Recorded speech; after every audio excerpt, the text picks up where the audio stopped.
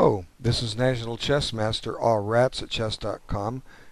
Here analyzing a game that was submitted by ffaspector. This was played an online game, turn-based game. I'm assuming 3 days a move, so there's plenty of time to think. And let's have a look and see what happens. This is for my best game thread, and he played a very nice game. Some people are submitting best games, some people are just submitting games they need help on. Either one's fine until I catch up and close it down. So, anyway, let's have a look. Okay, White was willing to play, I guess, the Smith-Morra Gambit, although he doesn't have to. He can transpose into Sicilian. But Black has played kind of a timid response with b6. So how do we handle a move like this? Well, it's an online game. Pretty much any move you play is fine as long as you analyze it. Okay, that's the first general rule. The way I would handle it is simply develop a piece. Okay, I would play knight f3. Okay, always have to develop. Make that your priority. All right. So White decides instead to push by with pawn to d5 and lock up the center. And it kind of takes on similar positions to a Benoni, although White never gets c4 in. Benoni is an opening defense to d4. Okay, so anyway, a4. Why not develop? Okay, I go back to my old rules. Whoops. Always develop a piece when you can. Knight c3 protects the bishop, develops the knight. Now, there's nothing going to make. I mean, I understand the idea behind a4. You want Black to take, and you take back with the pawn, and you've got some pressure down this file. Well, that's something Black can neutralize. White doesn't have enough development here. Okay, let's just take a quick look. He didn't do it, but I'm saying Black can neutralize it. Can he play it right now? Well, White, this pawn is pinned, but if anything, Black could just go by right now and lock things up. And now the action is going to take place on the king side. So this would have locked up the whole queen side game. But then Black may end up at some point later being able to break things open, or maybe White can try it with c3 and b4. But the problem with these strategies is it's not developing pieces. You're trying to establish some kind of positional characteristic in an opening too early. Okay, better to get your pieces developed, then work among the options. Then go try something like that. Okay. Always have to have your pieces developed. Okay, I stress this. I see so many games I go over where somebody's neglecting their development when it's just called for. And when you develop your pieces, wonderful things happen. When you don't, good things are harder to happen, and bad things can certainly happen. Okay, so White plays a4. It's not a bad move. It's just, in my opinion, not the best move. Whoop, he doesn't play that. Black develops. Black does the smart thing. Okay, so White's got to deal with his e4 pawn. It's under attack, and now he develops with his knight, and then Black decides to kick White out of there. Okay, and good, we're developing, and Black's preparing to develop his king side. It might not have been a bad idea for Black to strive for g6 and bishop g7, simply because this bishop has such a nice diagonal, and it's common in a Benoni type formation to put the bishop on this diagonal. It's an option that Black didn't choose, but it's one that someone will choose against you if you play a similar type position. Okay, e6, good development. Bishop e7. Now, here Mr. Spector makes a comment. He plays e5 and gives the move a question mark, and he says, I can't remember exactly why I pushed this guy. I think I calculated everybody had a defender.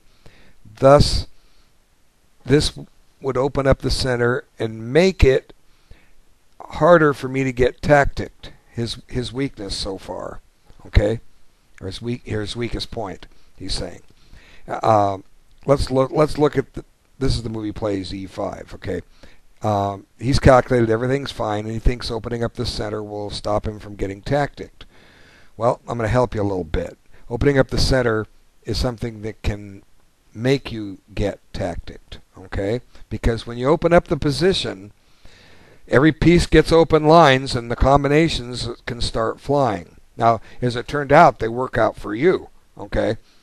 But if you're trying to avoid getting tacticked, don't open up the position. Okay, that's just if that's your weakness. Just play a positional game. In this, and e5 is actually a good move. There's nothing wrong with castling. Okay, nothing in the world wrong with castling. Why? It develops, right?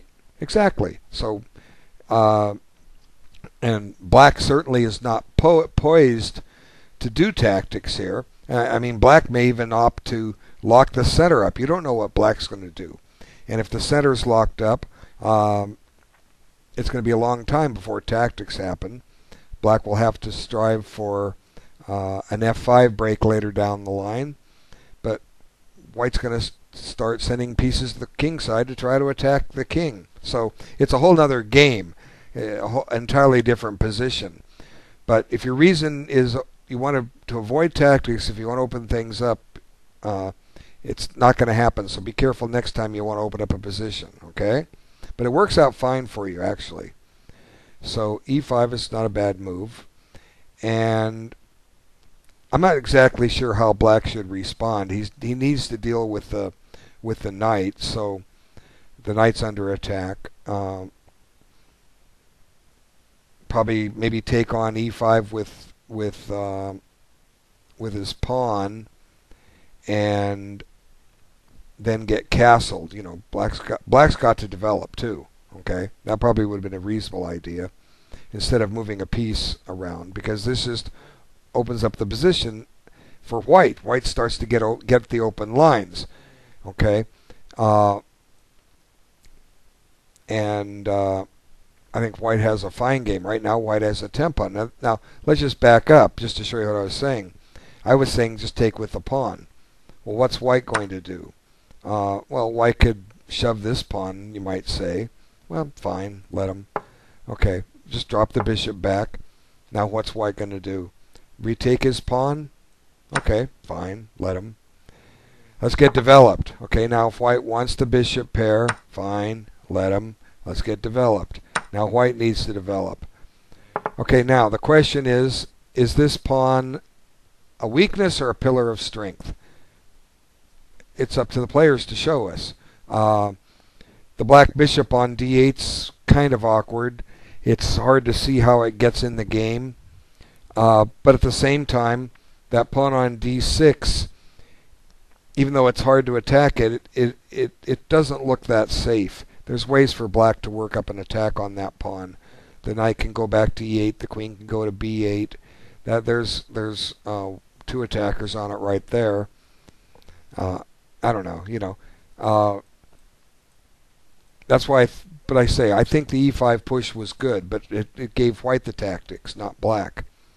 So black didn't play that. It's certainly a complex position. Like I say, I think it's a good move I think it's a good move for white. So you just didn't realize why it was a good move, because it gave the tactics to you. Okay. So now, like I say, white gains a tempo. He's attacking the rook. Black's got to deal with that. And now he gobbles this pawn. And now look, the center's opened up. So now it's tactics time, and they're going to favor white. And he comes up with a good move, knight g5. You know, ouch. That's a serious threat. And here's a note. Could have got my bishop out of there, but I thought I saw a mate scenario if my queen recaptured. So let's see. What he's saying is he could have brought his bishop back and then kept it on the board. It does gain a tempo on this bishop. Let's just take a quick look. Where do you want to put the bishop? Let's put it on c4. That's where it was. It gains a tempo on this bishop, right? So black would move his queen, and then both sides castle. The game looks about even. Got to be careful with this bishop. Knight d7. Well, we got to be careful. We may not want to hang that pawn at some point. Let's try this. But game looks about even, so I think playing for the tactics was fine. Knight g5. Okay, and I don't think black reacted well, but that's not all important. We're more focused on what did white do. So now we've got this double threat. Well, triple threat actually. The threat is queen takes f7, queen takes d6, and queen takes a8. Okay, so black covers the rook and the bishop simultaneously, but gives up the pawn. And now white's basically won the opening and has a winning position now. Now, here he says beginning of the so-called mate scenario. And there's a comment here that's coming up. White couldn't find the mate, but he said he got a lot of pawns for it. But here I think white kind of went astray, just slightly. It's nice to win pawns, and winning pawns does give him a winning game. But when you got a guy down, keep him down. Okay? Black's king is caught in the center. And aside from the fact that white's a pawn up, he can just keep pressure on black. I think castling kingside here is a tremendous move.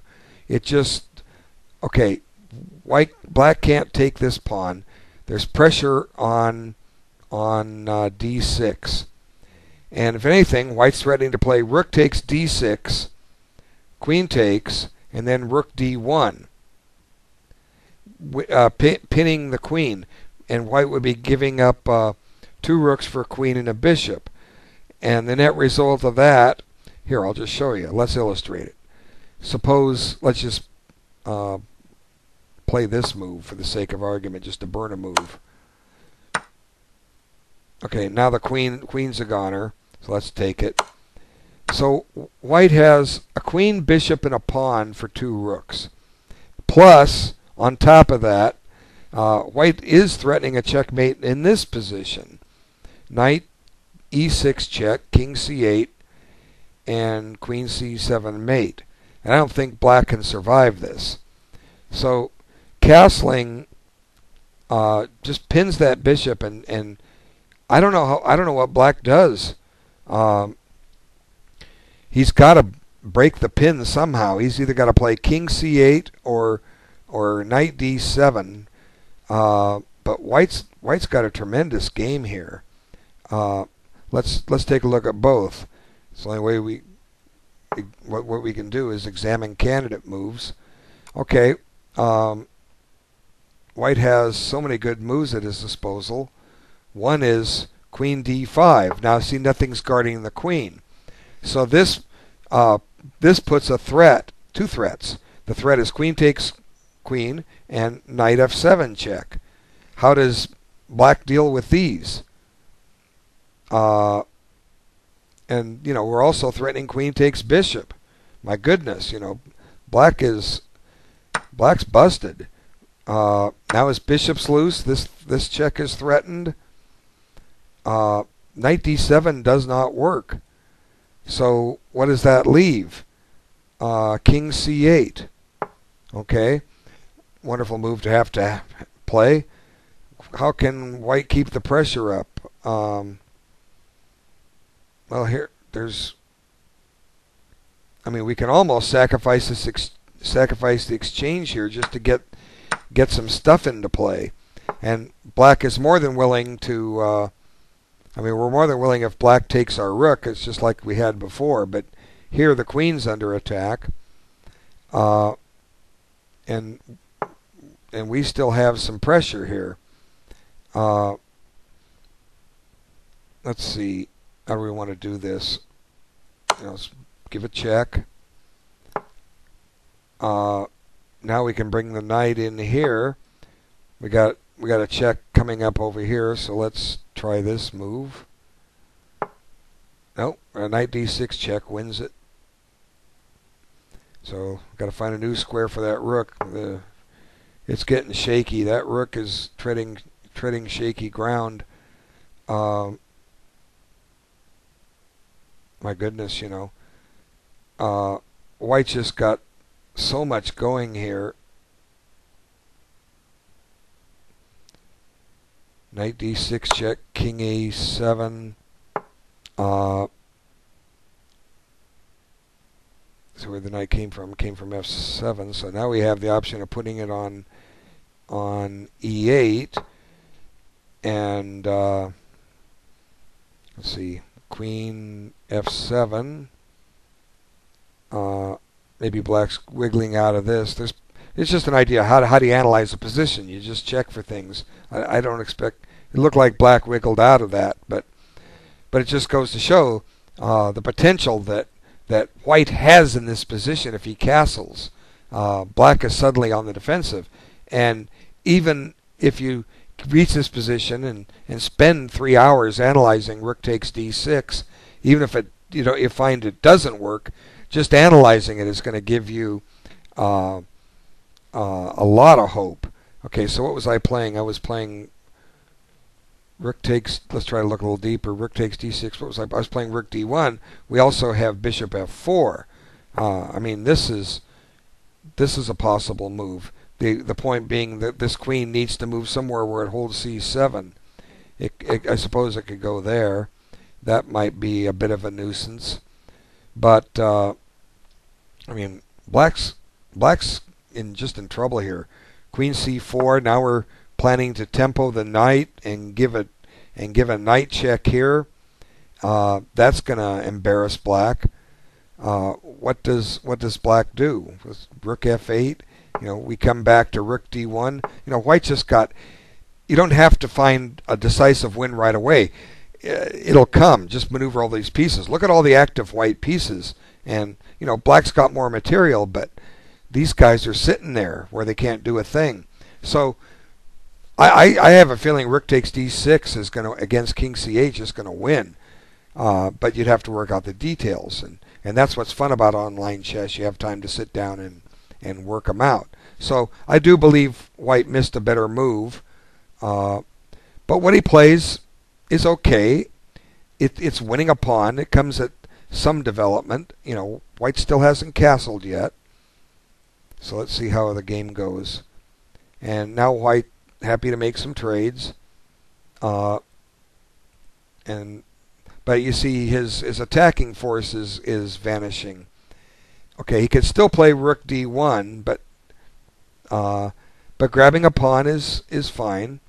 He didn't go anywhere. His mating attack didn't go anywhere, so grab some pawns. White's 3 pawns up. White's winning. Okay. So it's one of these positions you're so easily winning. You have your choice. It's just a matter of preference. But castling queenside was a killer.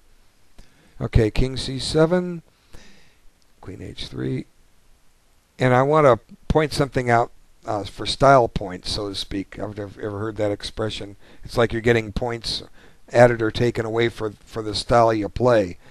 Okay, here white comes up with a counter-attacking move. His queen's attacked. He ignores the attack on his queen and plays rook at e1. And what I mean by style points in this case is I don't think white earned any with this. Okay, I'll show you why. Even though white's still winning, he's happy to trade queens.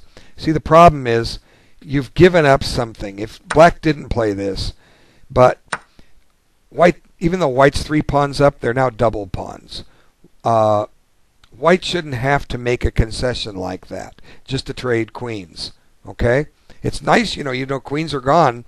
You're going to win, but this game's going to be a little more difficult to play simply because the pawns are no longer connected, and that's why black could probably generate a lot of nuisance value here, simply because of those weak pawns. It's going to take a while for those pawns to become a decisive factor.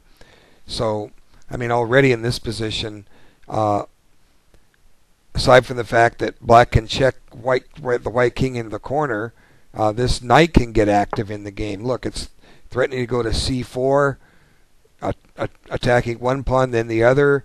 It's threatening to hop into f3. Yeah, white can pin it, and probably should. But I'm just saying, why get yourself in a position where you have to analyze a whole bunch of moves by your opponent that could become headaches? So let's see. How should black continue here? Okay, check. Let's just give the check. Drive you in the corner. Okay, now the objective is to not let white win any of these pawns on the queen side, and to neutralize these pawns for as long as we can. In other words, we need to blockade them. How do we blockade them? Well, I'd love to get a knight on f3. I don't know if I can do it because of that pin. But let's see. If all else fails, send the king over there. Maybe the king can do some blockading. Whoop, lost my screen there a second. Okay, king e6. Now we're planning knight e5, and it's not going to get pinned. And if white pushes f4, he's reduced the mobility of his bishop, and black will just blockade and blockade it. And now this king is threatening to penetrate it into the position.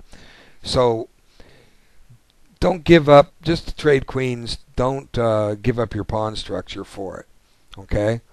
I think it's a mistake. So what's better here, if you want to trade queens, do it this way. Okay?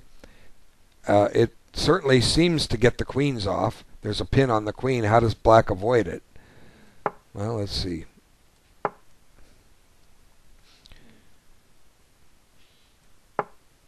Maybe it doesn't get the queens off, but white's got a nice active game here, and he's still 3 pawns up. Plus, we want to use our queen. We don't want to trade queens. We want to beat you with our queen. Okay? So don't be afraid of queens. When you have one, you can use one. And white's queen looks a little better to me in this position. Black's still got some pin problems. I'm not sure if he can handle them. White's just threatening to get the queens off. Looks like we got to be careful here. This runs into it doesn't run into a tactic. This would be nice to play knight f3 check, but look at that. Pinned, attack 4 times, defended 3 times. White wins. Amazing, huh? So if you want to trade queens, just play queen g3. Yeah, you get double pawns. You got to be careful though. Okay, if he takes, maybe black can try to do something to get some counterplay down here, but I think white can survive that. Just f3 creates an exit for the king. So, if you want style points, good style points are when you keep the queens on and go checkmate them. So I'm not being critical of you. I'm just saying. Don't give ground to these people, because when you're playing somebody really good and you give a little ground, they're gonna take advantage of it. They're gonna find the right move. Okay, so he took, and now black just plays a lemon. He says he's not sure what he was doing here. Well, he had to do what he had to do. There's not too much more to this now. This is good. Guard the rook, threaten all kinds of discoveries. And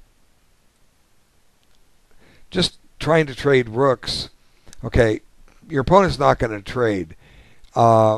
You've managed to get the queens off and your pawns are connected. It's time just to safeguard them and slowly start moving them up the board. Okay? Just punt. Play a move like g3, and king f2 and king f3 and h4 and just start them up the board. Okay. So here he thought his rooks were scary, but couldn't figure out exactly what to do, or exactly why, so he tried to trade. Well, here's why. There's a threat. Okay, there's a threat on this square. And here, I think, okay, white gives an interesting move to his 28th move, exclam question mark. I think it's just a mistake. Okay, black has a threat, taking a pawn with check. Okay, there's no reason to give him anything. Just simply g3. And if you don't want to play g3, which nothing wrong with it, then play bishop g3 and just shield it. Although your bishop is now pinned, but just g3 is adequate. And as I said, start running the pawns up. So I don't know sure what candidate moves white came up with, but there's no need to give up a pawn with check. None whatsoever. It goes back to what I do with style points. This is like accepting the double pawns. You just made life harder on yourself. Okay? And suddenly black gets a second pawn. There's a ray of hope here. Now, you played it very well from this point, okay? But you've made more work for yourself, okay? One slip, if you overlook something, suppose there's a surprise little move waiting there. You've just given him 2 pawns. You had 3 connected passed pawns. You've given two of them away. But anyway, it's nicely played by white. He didn't mess it up. But don't give yourself a chance to mess it up, okay? Don't give your opponent counterplay like this. So now black's got material equality, but unfortunately now for black the white pieces spring to life. And here white noticed he had a good move. Rook takes d7 check, offering this rook on c6. And if the king takes it, it's mate on c7. Okay, king takes, rook takes check. Or wait a minute, rook takes d7 check, king takes c6, rook c7 mate. Here, I'll show you.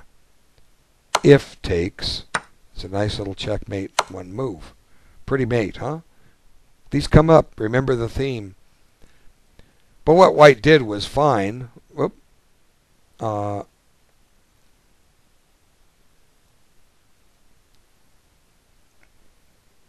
He checked here. And that's fine. It's still a winning position. And now, even though while black has been restoring material equality, he's found he's lost his piece, and the white rooks are killers. So there's basically no defense here. You see, here he says he thought he had some other threats with a rook b1 check and some attacks with the other rook. He didn't feel the same way. Well, let's look at what he looked at. We'll come back to this. Or look at what he played. King b8, which just walks into mate. If king a8, rook a7 is mate, so you got to go here. And black's moves are all forced.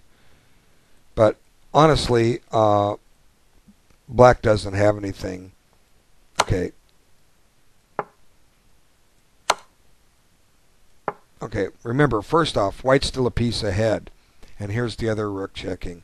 What's black going to do here to improve his position? White's going to find a safe haven for that king. Black will run out of checks. And then you're still back to this mate threat, so it would just extended the game longer. We'll just approach you. Approach the rook until you run out of checks. Now, you've got the twin threats of king takes g8 and rook a8 mate. And that's just one way to do it. White could send the king into the black queen side. I mean, there's a lot of ways. That would allow this other rook to do some checking, but the white king's going to have a field day down there inside the black position. Okay, very good game. we don't expect everyone to play perfectly. We're just trying to find what you're doing right, what you're doing wrong, and work on it, and help you discover what you're doing right and wrong. And next game you come back a little tougher. Okay, so very good game. I'm impressed. I want to thank everyone for their time in looking at this, and we'll talk to you with the next video. Take care.